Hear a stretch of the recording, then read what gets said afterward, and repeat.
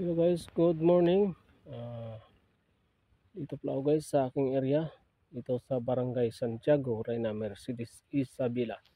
Yun guys no, ganito pala guys pag ito sa inyo paano nila i-prepared yung lupa bago na taniman ng tabako guys. Nabunuhan na nila guys. Ready na guys para taniman. Siguro mamayang hapon nila taniman to or bukas. Depende guys kung may seedlings na pwede nang itanim dito. May na-deliver na guys no.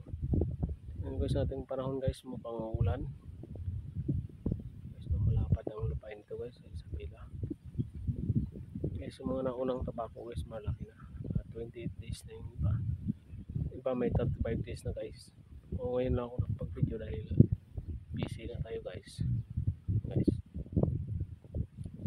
mais ang tatanim, may gulay naman guys dito, gulayan. Yan pala guys sa aking service guys no.